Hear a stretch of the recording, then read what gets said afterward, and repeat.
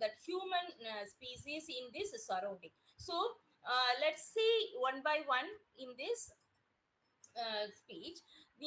As an introduction, I can say that these kind of speech, space, and storytelling is a profound aspect of human culture. Already, I told that it is a kind of fundamental mechanism because at the age of civilization, beginning of civilization, the human thought how this kind of morality can be transferred to the forthcoming generation. In that, he made the animals as a tool, animals as well as plants as a tool to transfer the morality history to the forthcoming future society. So it helps us to place the world how we see and communicate the experience what we got and construct social realities. As well as these ancestor stories share their knowledge to the end about the environment what they had learned, and convey the and strengthen the social bonds within the group, and narrate the experience, survey by passing down crucial informations about food sources, dangers.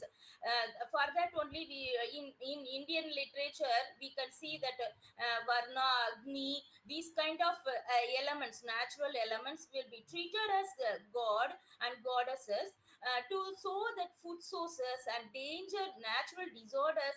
For these kind of natural disorders, how the animal will react, for each and everything we will say. For the sound of lizards will be easily understood by the ancestors, that this side the rain is going to come, the ants are going in this way, so they are taking their young ones, they are taking their eggs, so automatically within half an hour or 1 hour the rain will come. So these kind of intimation will given by the elder people of our society.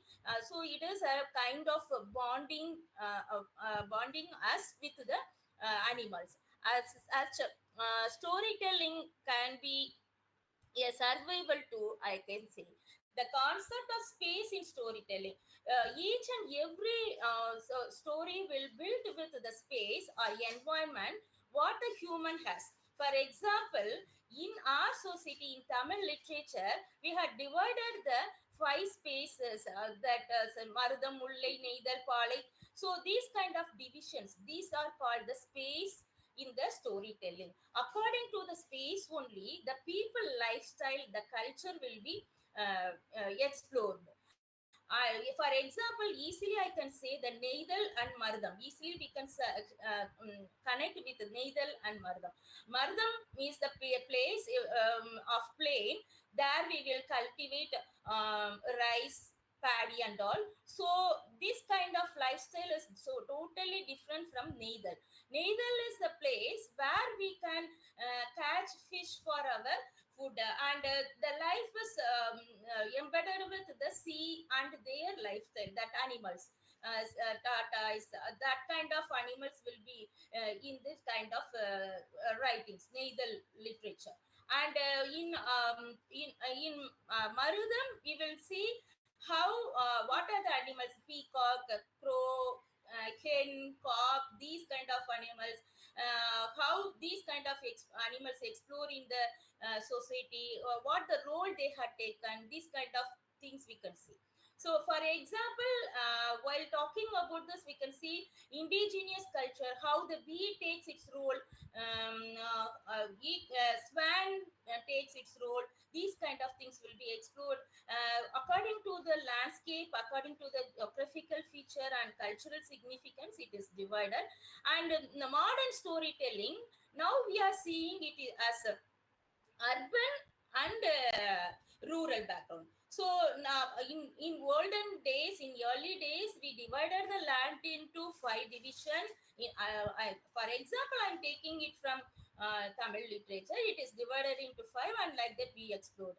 Now in modern stage, we are not dividing the land according to that. We are dividing the land in the form of rural, urban, and digital space. So according to that, how we are exploring this, how we are using these animals in digital spaces. We are using animals in animation movies, dragon, like that we are exploring. Even though these kind of animals not in our day to day life, we are making them to the digital space, and we are making stories, we are building stories how it will be when it is in survival with our day to day life. These kind of stories we are converting. Imaginary stories are converted through these kind of animals in the digital space also.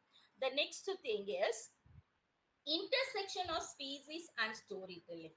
In storytelling, the species is an unique capacity to complex the narrative construction, because sometimes we used to give voice to the animals in the story. For example, Narnia.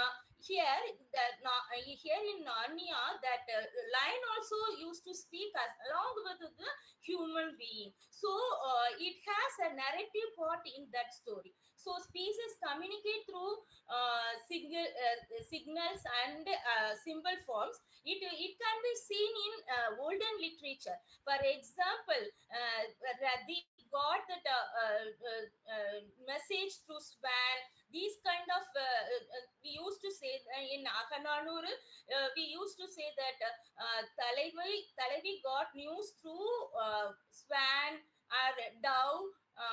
These kind of symbols, these kind of signals had given in olden literature, Yali literature, and Tamil literature. But nowadays we are not giving like this. In this age, the communication is totally different. And in other country literature also, in British literature also, we can see this kind of symbols and signals.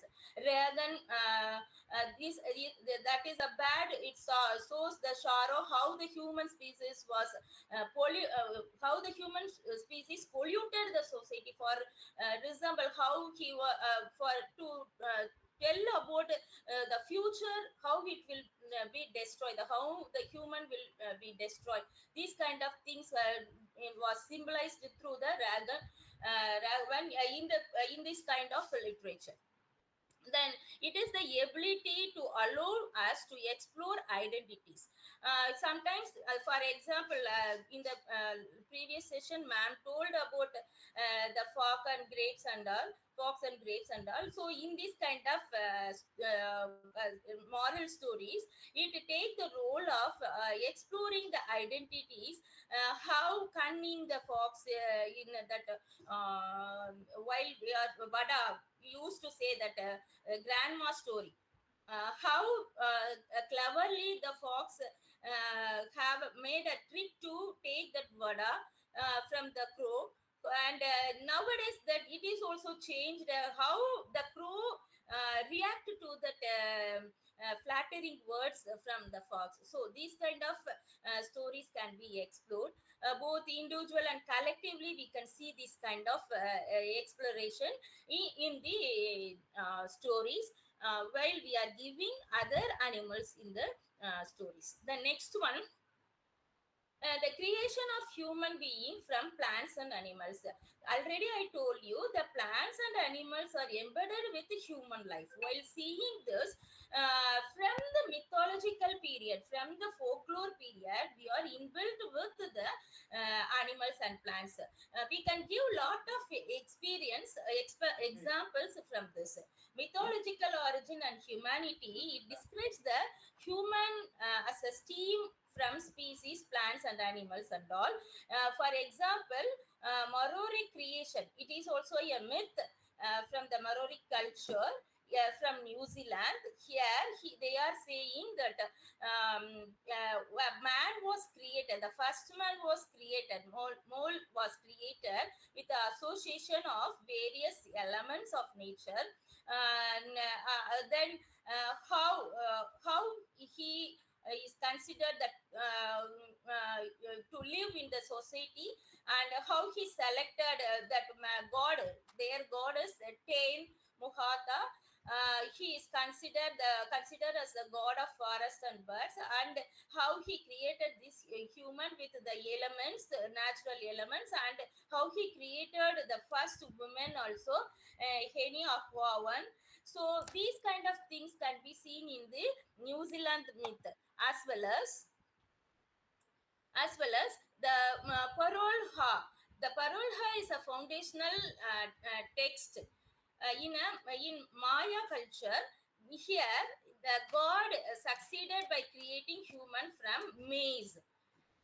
Here, through this, they are willing to say, the myth has the willing to say how the maize made a main role for their human survival, because here there the maize is the main food for them. So like that we can see the next slide. In Dogon people culture, they also have a rich cosmology. They are also having the belief of human origin in the form of Namano. Namano is a god who created the human. And that Namano has the feature of fish-like creature, fish along with the human. It's a kind of a water spirit. So through this, they want to portray to their people that the human form had converted from the water animals.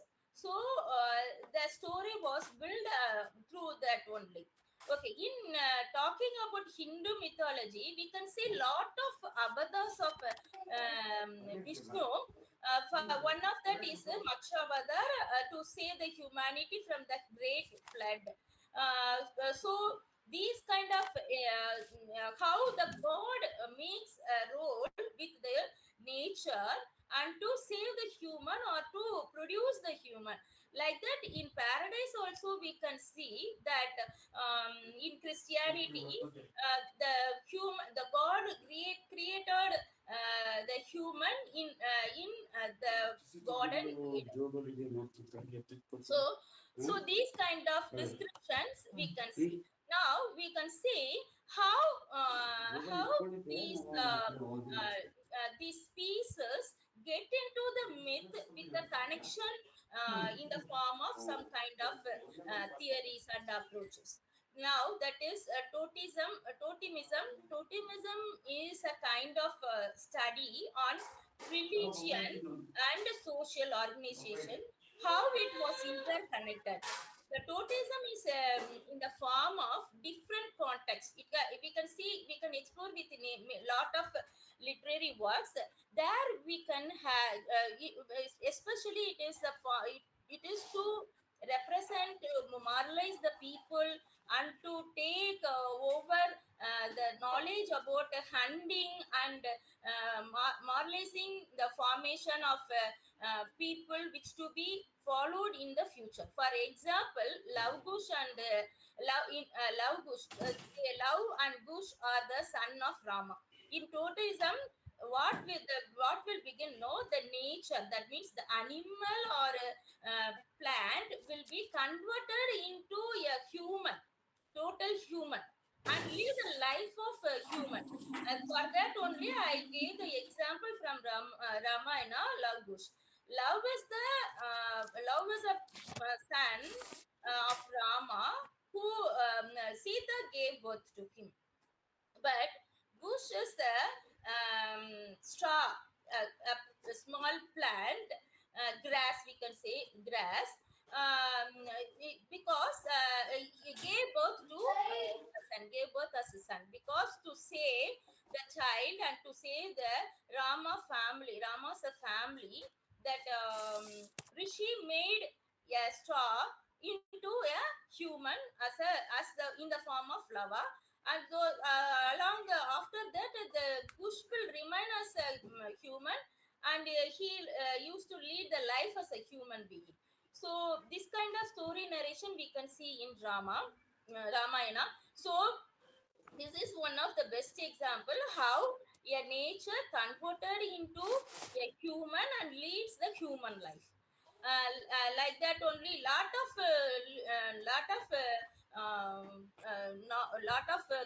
creatures, lot of characters designed in the from bond of Vishnu.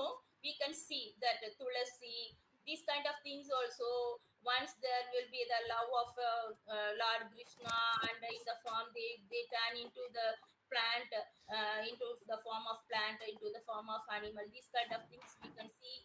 So these are the best example for totemism.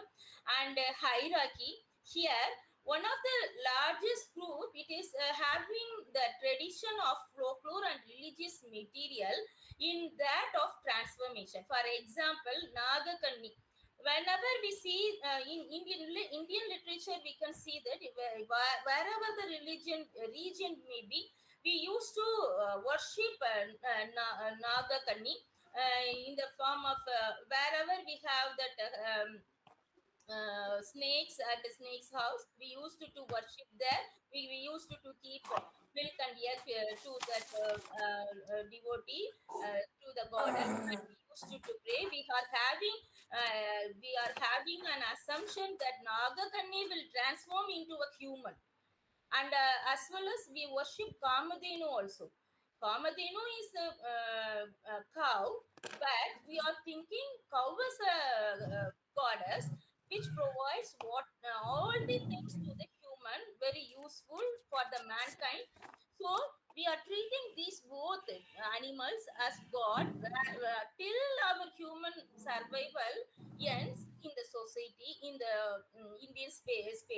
We used to worship Nagakanni and Kamadhenu as goddesses. So this kind of thing, it is we cannot separate these two. So it is a kind of hierarchy. Ma'am, Hierarchy just a means second, ma'am. a kind of domination without knowing that we will follow that. That is called hierarchy. Okay, so this Nagakanni and Kamadhenu made their domination in our Indian society unknowingly, and we begin to worship. We won't see the Nagakanni as evil in our Hinduism, but in Christianity we see that snakes Lakshid, are evil. Lakshid. Ma'am, just a Excuse second. me. Miss Excuse me. Miss Kavya, please turn off your mic. So now we are seeing this is also hierarchy. Now we are continuing the hierarchy of species literature, that is animal literature. Masked men. This means half human and half animal. These kind of creatures also yeah, embedded in Indian society. These kind of things also. For this we can say that the human will transfer into an animal, like that an animal transfer into human. These kind of things we can see. For example, Baragi, Hanuman, Haigrivar, Ragu Kedu, these kind of god and goddesses will define in that form. Baragi will have the head of pig and lady features. So we believe that while worshipping that goddess, we will gain all the spiritual power with us. And we think that this kind of gods will help us in all the circumstances. And Hanuman also, High while talking about High we used to think he will give lot of knowledge to the people. So nowadays also we making our children to worship High. And Ragu Kedu, they are also making a vital part in our day-to-day life of Hinduism. We are afraid of Ragu Kedu, and we have the belief on their arrival in our astrology. So these kind of embedded we can see in our Indian literature. Like that, some kind of animals will give birth to human, or some kind of heavenly bodies also give birth to human. So this kind of thing.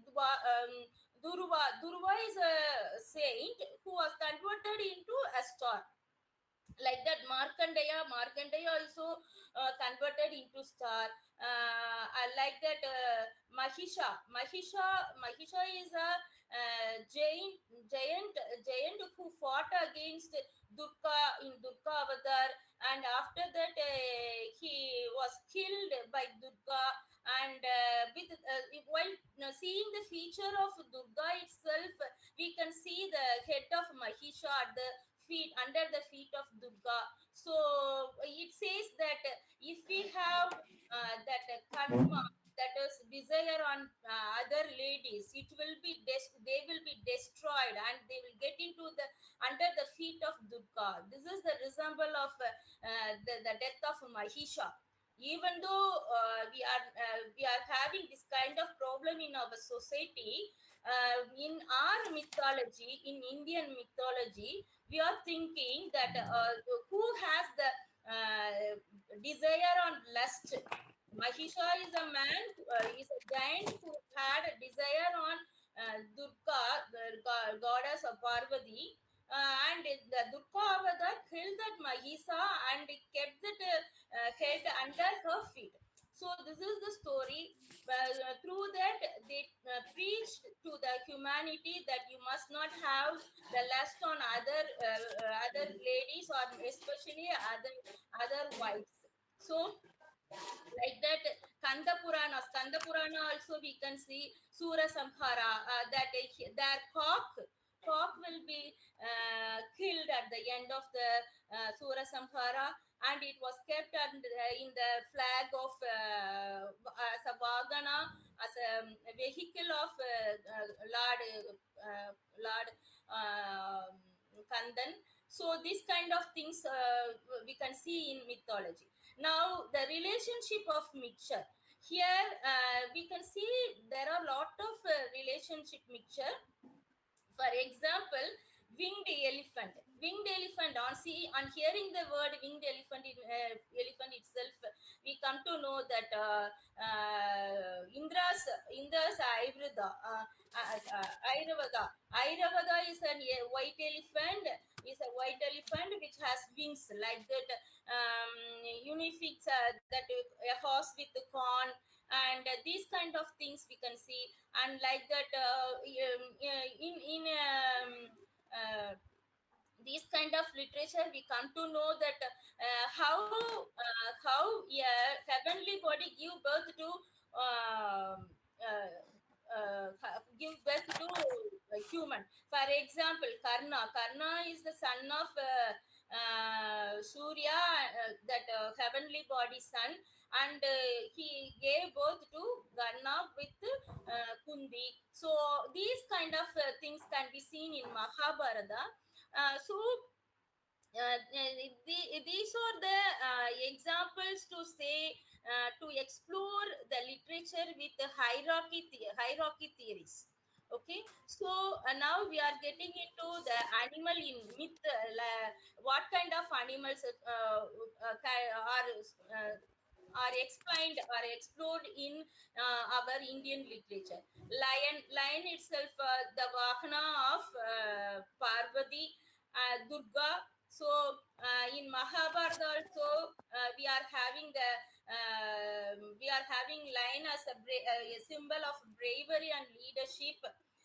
Like that, in Navaratri festival also we used to celebrate that. And Mahisha already I told you.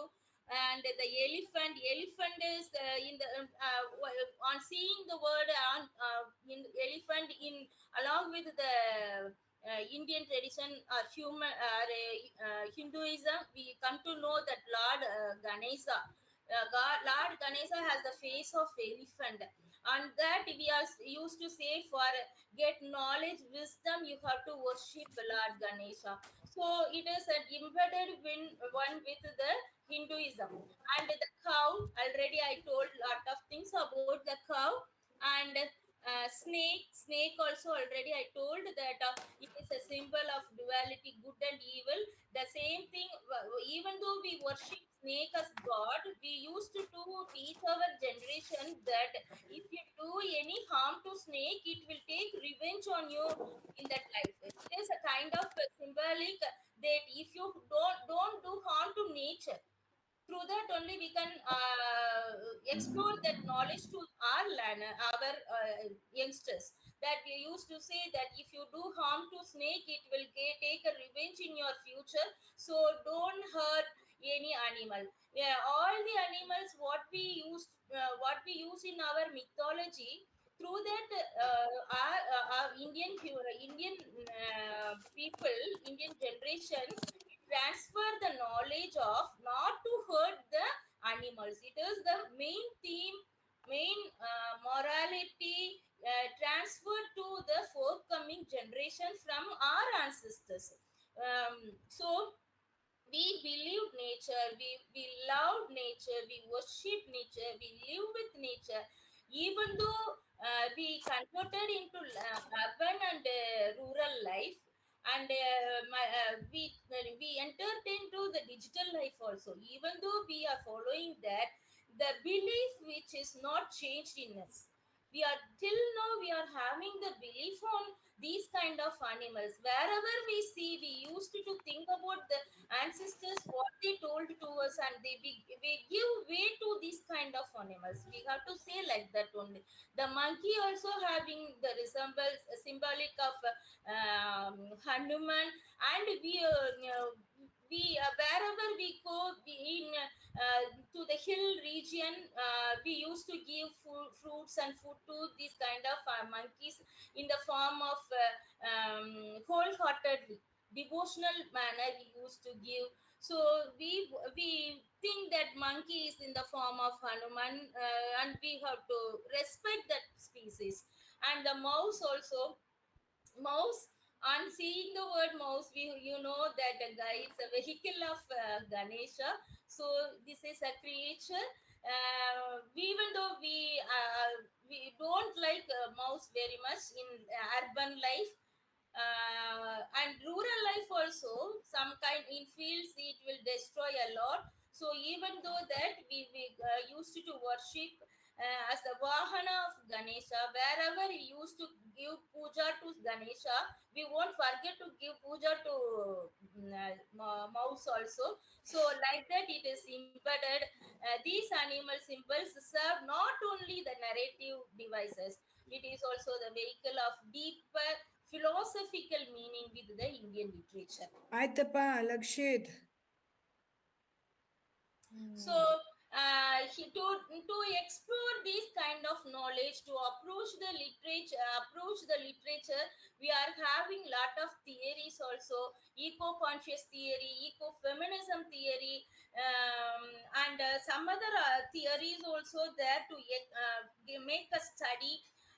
Eco-criticism, environmental history, environmental philosophy, human nature relationship, these kind of theories researches we can make to explore this kind of identification animal literature in the study on the through the study of other literary works.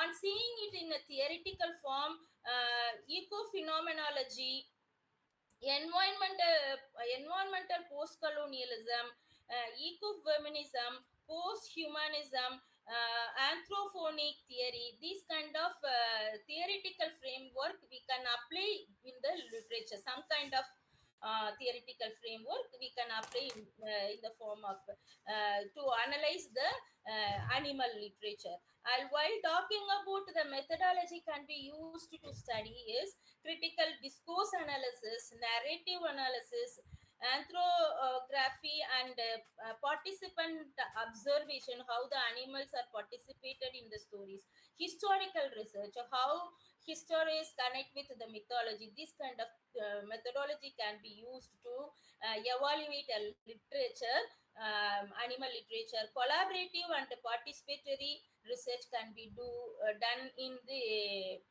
literary works. So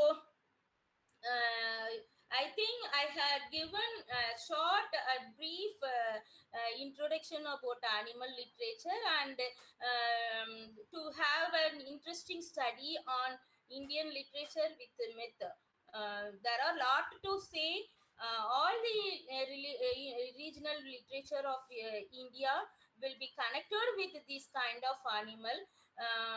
In the, many things to say, so but I minimized this with the Indian, especially Hindu myth, because it is very easy to understand.